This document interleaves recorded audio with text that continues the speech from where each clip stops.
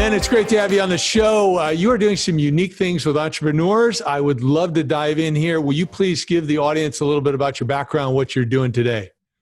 Sure, of course. So today I'm working with a lot of overwhelmed entrepreneurs who want to be able to boost their business revenue whilst becoming more efficient in their business, which, surprise, surprise, is no more important now than it's been ever before. Oh, yeah. And this whole overwhelmed thing, I mean, with the pandemic and economic uncertainties, and here in the States, you know, we got the new president and coming on board and what's going to happen there. So what is this overwhelmed piece that you talk about, you coach on a lot? Sure. Well, I think ultimately as entrepreneurs, especially when you're first starting out and even when you're having a very successful business, when you're wearing so many hats and having so many different things to manage, it's actually quite easy to feel overwhelmed, feeling that there's so many different things happening that you really have no idea how best to manage things in a sustainable way. And I see a lot of people not knowing what to do with that overwhelm, and it can lead to procrastination, can lead to burnout and a lot of stress. So give me an example of somebody that's overwhelmed and what the issue was and what you did about it. Because that overwhelmed is such a broad term. It seems like people could define it so many different ways. I'm wondering if we can connect with the audience somewhere specific here. Yeah, of course. So I'll use an example of a lady that I work with out in China. So her name is Ju Bei. She had an education company. There was about 30 employees. And she was feeling overwhelmed because she was doing so much. And for her, what I established is that she had a certain type of procrastination. And I call this the novelty explorer. What I mean by this is that it's an active procrastination where you're just exploring so many different avenues for your business that you're getting yourself overwhelmed. So she was looking at a variety of different revenue streams for her education company. She was teaching in schools, she was teaching individuals, she was teaching high-end clients. And there were so many things going on that when she came to me, she was saying, look, I'm burning out, the business is doing quite well, but I can't get it to the next level because I don't have any time. And I think that when it comes to someone like that, the most important thing is to be able to focus on one thing. And I feel like now more than ever, there's so many different opportunities, right? People are messaging you on LinkedIn, left, right, and center, saying to check out this opportunity or expand your business in a certain way. And for her, it was actually being able to just focus on what part of her business was actually generating the most revenue and focusing on that and really using that Pareto principle of 20/80 to take her business to the next level. That's a great example. And how do you compare that one thing focus, the way you teach it, to like Gary Keller wrote the book, The One Thing, where he's saying you should spend 20 hours every week on that one thing until it's complete, or it can be delegated off, and then you switch and you identify the next one thing. How do you coach on it?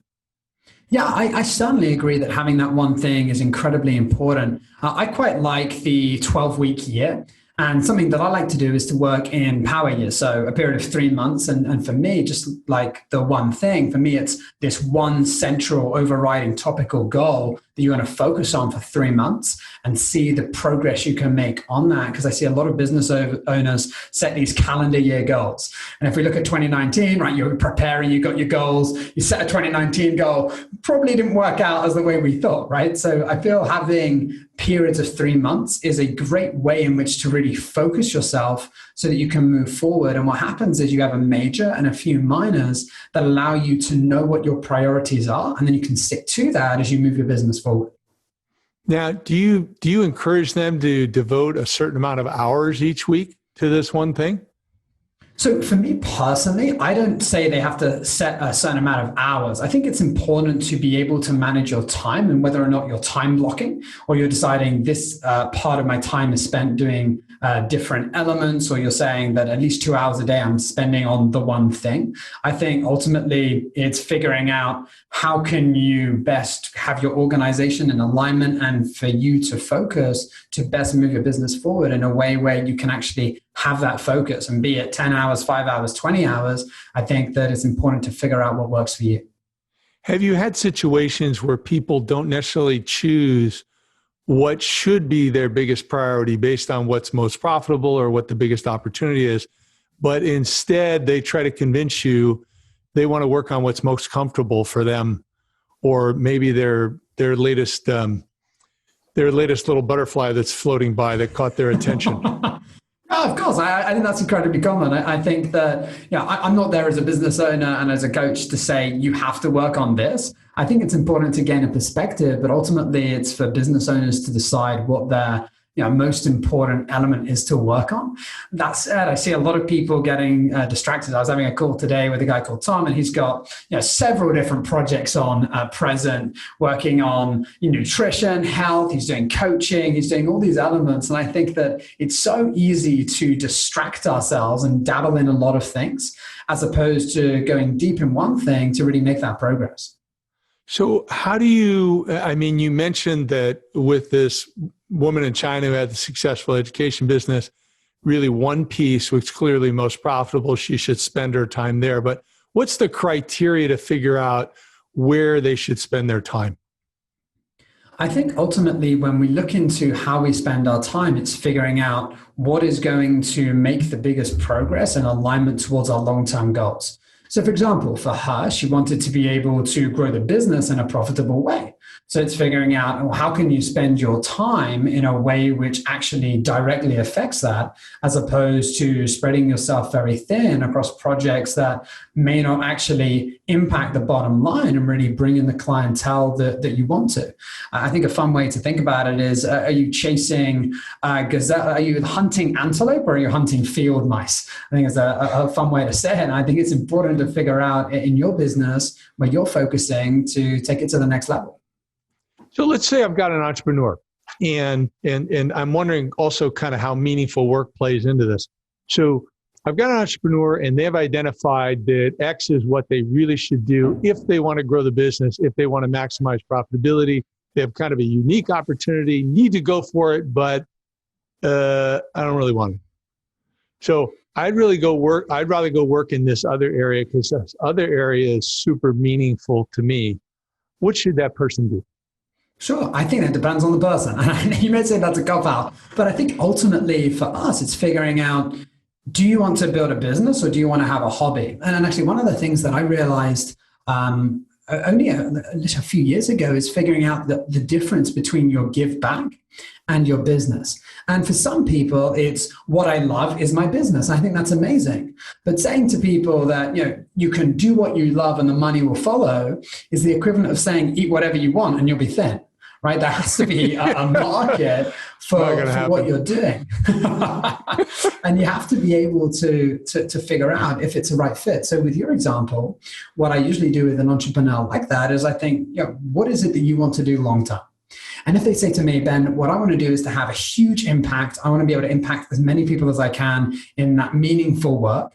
And if that is in alignment with them and they feel that that is the necessary step, then I would say go for it. If they say, I find this really meaningful giving back, and using my example, when I was previously working with a lot of clients that were perhaps suicidal, a suicidal client can come to me and they'll say, I want to be able to work with you, but I can't afford it. Now, that's a huge challenge when I want to help someone who's really on the edge. And I had to really identify the difference between a give back versus a business. And I think that if people can really understand and differentiate between the two, it gives you clarity of where to really focus your time so that you can get the highest return and then do your philanthropy on the side, or once you have built the finances to allow your business to run itself. Yeah. And aren't there times where I actually had one of my friends recently last week said, I really want to do this, but I'm kind of losing my drive. And I said, well, you need to step back because obviously you've got a $150 million opportunity here. However, you need to step back and figure out, okay, what's meaningful to me? And you need to find the meaningful part. And it seemed to me, and I don't know whether you've run across this with any of your clients, but in his case, what he needs to do is he really needs to define the meaningful part and apply himself fully as his one thing there, but not totally disengaged in the other where he has the vision for what needs to happen. Because if that vision happens, he's going to have more funds to help the people he wants to help on the meaningful part. Have you had any situations like that with your clients? Yeah, I think most certainly it's incredibly important to understand where the passion is as you're building it and to really find the meaning in your work. So an example was a guy who I worked with called Alex, and he had a software development company. So he has a team of 12 different software developers full time, building the business. And for him, as he was building it, he was saying, look, Ben, I love building software, but these apps, there's no meaning in them, right? I'm doing code, like this is not meaningful. I would love to be able to take on some projects in sustainability or veganism or the environment. Like I'd love to do that. And we're having this conversation, and what he's coming to realize is that, how can he use the opportunities he has now to leapfrog himself into other opportunities, be that networking with different investors or being able to have those opportunities that move him in the right direction. And I think there's a lot of people nowadays that are hoping that they get the exact right fit. Like that is it. Like that is the kind of diamond that I'm looking for. A fun little story that I think really hits that home is that I want you to imagine that every entrepreneur has their own boat, right? And they're circling around an island and they're all looking for this diamond, this meaningful thing, like this diamond. When they find that diamond, they know that's what I'm going to do for the rest of my life. Like that's the diamond. But people just go round and round, and they've got these huge telescopes. They're building bigger telescopes, sitting on their ships, attempting to see the diamond, right? And it's not until someone jumps off the ship, swims to the island, and starts to look around and see the diamonds, the rubies, the emeralds, and all the other jewels that are there, that you actually start to get that feedback on what you really want. And I think that if you can just take a step in the right direction and find work that perhaps is a little bit more meaningful for you in your workplace and as you run your business, it's a step in the right direction that can really allow you to move forward. Yeah, I think you're absolutely correct. And there are a lot of people that need to look at that diamond, that one thing or that meaningful thing they want to do eventually. And there's a bridge, there's a transition time where they have to work for a certain time and build up to be able to get there so they can get there in varying degrees. The other thing I think it happens with some people is that, to use your analogy for your story, they need to get off the boat and then look back at the boat. And they're going to see, oh yeah, I had all this good stuff in the boat. There are actually some more good stuff than I realized there. And it opens up all kinds of new thought, new ideas, new possibility, new meaning. So that can be a trick too.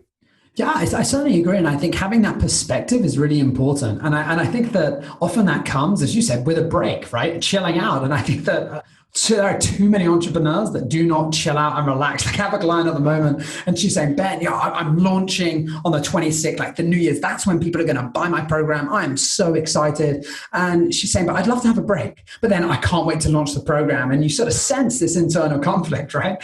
And I'm sure that you've had it with clients where they're saying, I want to go big. I want to make this happen, but I should probably take a break. And there's this internal conflict going back and forth. And I think that being able to give ourselves as entrepreneurs mini holidays, as best we can nowadays, whether that's chilling out in front of the TV or just actually unwinding and not looking at your emails and your work, can really give us the space and creativity to actually gain that perspective and look at our business in a different way. Yeah, I think that's critical. I remember back all the way till 1984 when I had this software conference I did over on Maui, and I invited the industry titans in the PC industry. And ended up getting a few of them. I had Mitch Kapoor, the guy who founded Lotus Development. I had David Bennell, who founded PC Magazine, some others. And one of the interesting things was, for many of them, it was the first vacation they had taken in 3 to 5 years. And they were that's why they accepted my invitation as a nobody. They just wanted to get away, finally have a break and talk with some of their peers without all the other, stuff going on. So that can be incredibly important. I'm wondering when by the way, you also think about it, if you go back in the tech industry again, I mean, Wozniak and Jobs, who did Apple Computer, Wozniak just wanted to be a tech. He was there because he loved what he was doing.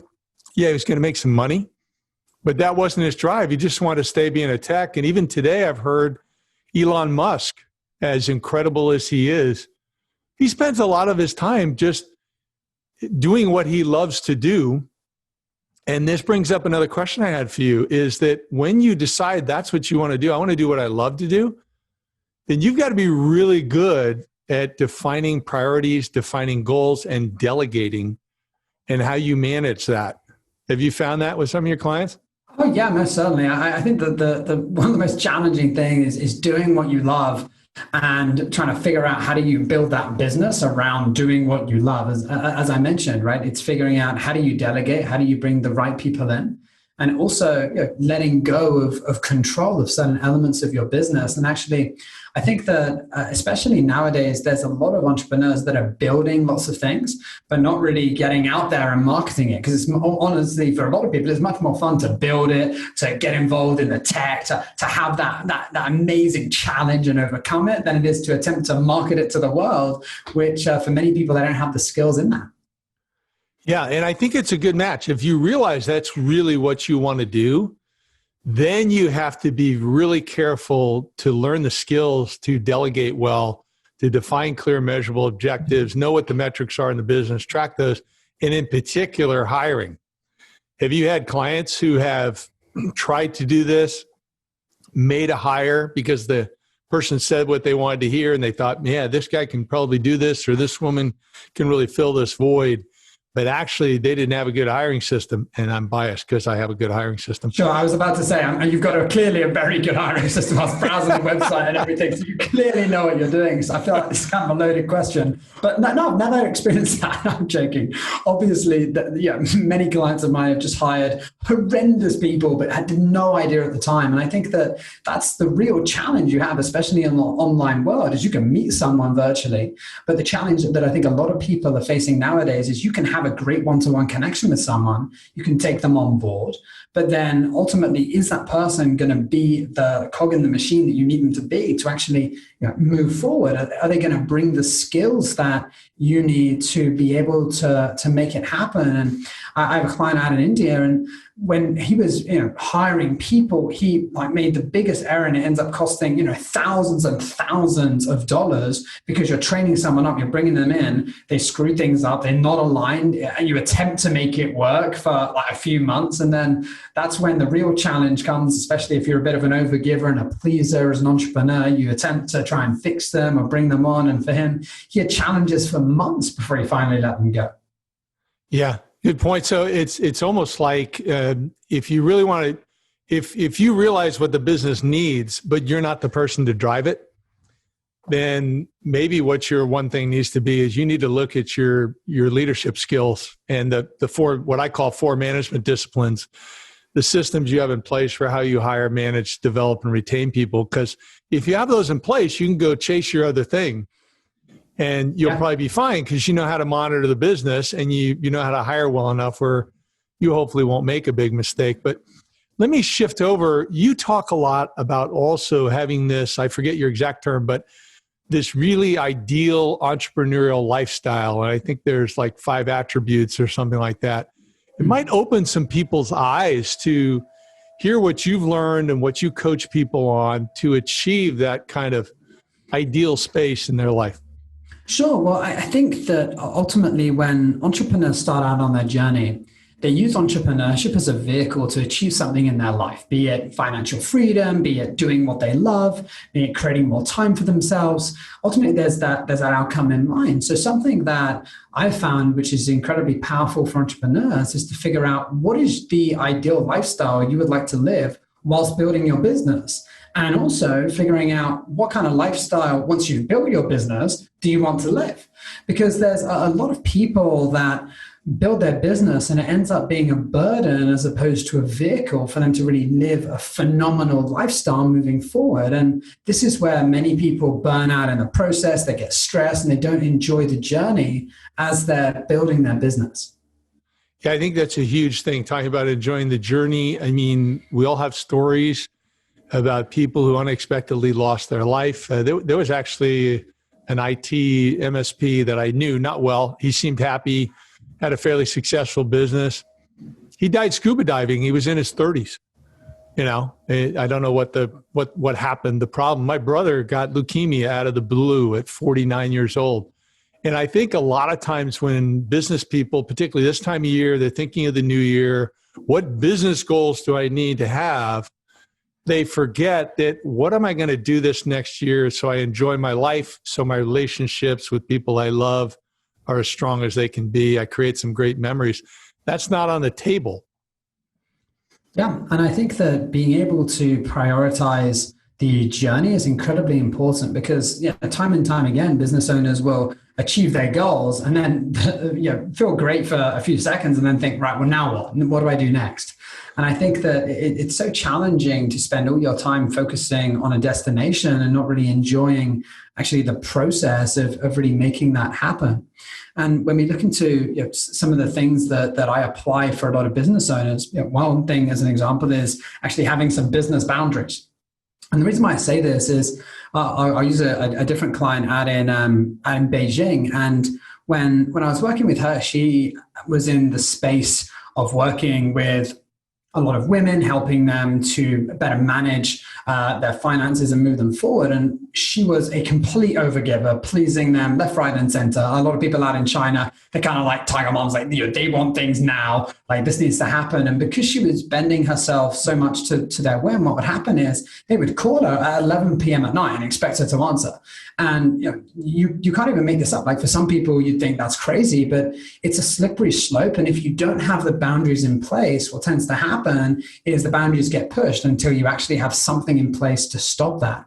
And be that, not looking at your emails over the weekend or deciding that, I'm going to start work at 9 a.m. and I'm going to finish around 6 p.m. And by no means am I saying that this has to happen 24/7, because it never will. You're an entrepreneur. But if you can figure out those boundaries 80% of the time and give yourself that space to spend time with your family, actually do something like a hobby for yourself, it can enable you to get to a time where you're actually enjoying the business, being more productive, and actually enjoying your time off too. Yeah, totally on that. I think my experience with clients that do that is usually they keep, as you said, they keep pushing the boundaries, and oftentimes they're not happy even though they can reach you almost 24/7 anyway. They're kind of impossible to please. So if you put the boundaries in place and it can work, that's great, but otherwise they're going to abuse you. Yeah, no, certainly. And I certainly had it for myself because I have clients in all different places, and I was used to flying, obviously not too much this year. And when you're flying around different time zones, people can get you left, right, and center. And if you're always on the ball and replying, there is that challenge. And I think that having that in place is really, really important. And one of the other elements that I want to share that I think is quite common for people to forget, especially business owners, is about keeping everything that we need to do in our head. And I mean, a lot of business owners who are trying to figure out everything, they store it all in their head, they're trying to figure out all these decisions. And one of the principles that I like to apply is externalizing your mind. And what I mean by this is having some sort of software or something outside of you that can act as a memory bank for all the different tasks and all the different businesses and all the elements that you have to do, so that you can use your brain to really focus on the task at hand. And I think by doing that, it gives you a higher capacity to deal with different decisions you have to make in the day, to deal with problems, deal with challenges, and you can really take it to a higher level. So are you talking about journaling, or are you talking about just kind of writing things out, like having different OneNote pages or whatever sections? And also my question would be, are you talking about where that's just for you and it's private, or that's something where maybe your team, some other leaders can see some of those pages or all of those pages? So there's dialogue and communication, collaboration. Sure. Well, I think ultimately it breaks down into a few different areas. So the first one is for yourself personally. I think being able to have like a software to figure out for both business and personal, what are you doing and what do you have to do, right? Because especially when you're running multiple facets, or you've got multiple businesses, especially in different countries, that can become very overwhelming when you're dealing with challenges left, right, and center. So being able to have like a software, a productivity software that you can use, like OmniFocus, be you use Trello or Basecamp or whatever that software that works for you, like for yourself. Then obviously you need to have softwares for your team, and you need to figure out, what is the most streamlined way to do that, and making sure to delegate responsibilities so you're not micromanaging. And as you probably know much better than I, being able to have the right systems in place so you know what the KPIs are and you're aware of what different people are doing. And then the last thing is, you mentioned journaling. Yeah, I think journaling is an incredibly important way to figure out what you're experiencing and allow yourself to really figure out what's going on. And one of the techniques that I think is really profound is something called Morning Pages by Julia Cameron. And this is actually a creativity exercise that she developed, where someone would wake up in the morning and they would write down 3 pages of A4. no more, no less. And it would allow you to kind of figure out what's going on and you can become more creative. Now, I kind of nicked that and used it for entrepreneurs in a slightly different way, in that it helps entrepreneurs become more aware of the patterns of their thinking that can often stop them from moving forward and allow them to clarify exactly where they're going. So I find that when entrepreneurs, for example, do that in the morning, or they're feeling overwhelmed and they actually have those 3 pages and they just write everything that's going on, it's a fantastic exercise to really debunk what's going on, allow you to get everything out on paper, and suddenly you feel much lighter to tackle the day. So is there a difference if you handwrite, type, or use voice recognition software to write those 3 pages? Sure. I think it completely depends on the person. I mean, some people love to chat, some people like to write, some people like to type. I think there's really no preference. Most of the people that I work with tend to write because mostly it's illegible in the morning, and you can write a little faster if you need to. But that said, I think that being able to voice it, if you're an audio person, if that's how you best learn, is also incredibly powerful. Yeah, it's interesting. Years ago, I was working with a spiritual mentor, and he had me write things, sometimes just write some Bible passages, sometimes answer questions, whatever. And I hate to say it because I don't like to take the time, but the handwriting it, for whatever reason, made a deeper connection with my brain, with what I was trying to learn or trying to write. So I think that's a very interesting concept. 3 pages is a lot, though. Yeah, I definitely agree. I mean, I tend to pick slightly smaller books than as opposed to like a proper fat 3, 4, 8, 5. And I think that just being able to do that and give yourself that space is amazing. And it's actually from the feedback that we get of the programs that we run, people say that is one of their favorite habits to continue because of the impact it has on themselves, being able to see the patterns of their thinking. And I had a client that I worked with who had a $1 billion company. He ended up losing everything. Went to jail. His best friend started his private jet, and he starts to rebuild. And he was saying that the challenges that he had is that he would stop himself from moving forward, and there would be that self-sabotage. And he found that one of the exercises that was best was doing this because it allowed him to really figure out his pattern of thinking that led him on downward spirals that stopped him really progressing and building up another business again. So this concept of writing his thoughts in the morning helped him to overcome the negativity committee in his brain. I think ultimately it helps you to understand how you get there, because when we look into the patterns of people, especially as entrepreneurs, very often, and I'll give you an example. So there's a client that I worked with, Anna from Germany, and she found that she would go through these oscillations of incredibly high periods of work. She was a fashion designer. She'd fly to New York. She'd go to these different places, followed by these periods of burnout. And what would happen is she would just go through these elements, like these huge waves every couple of months. They would just go up and down. And perhaps entrepreneurs listening to this can also relate, where you feel incredibly motivated, inspired, and then you kind of have a dip. So the reason why I'm bringing this up is when you can become more aware of what actually happens that causes you to go down that downward spiral, it can then make you more aware to interrupt that pattern, to then enable you to take more control and move forward in a different way. And what happens is the lows suddenly don't get so low because you're aware it's happening and you do something different to enable you to overcome it. So in her case, she would have a stressful day. She'd then literally order a McDonald's. She'd sit by herself. She wouldn't connect with anyone. She'd feel even worse about herself. She wouldn't design anything. She'd get stressed. And then suddenly it would all go downhill.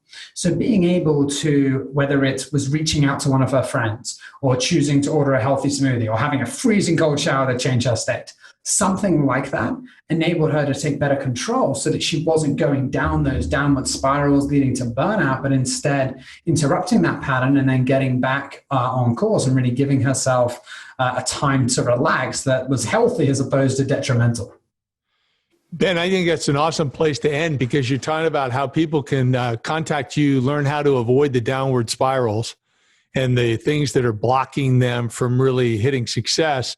So you're doing some awesome things. How can people learn more about you and get in contact with you? Yeah, of course. So they can check out the podcast that I have. So the Entrepreneur Lifestyle with Ben Ivey. I've got my website, so they can go to ben-ivey.com. So Ivey, I'm not a plant.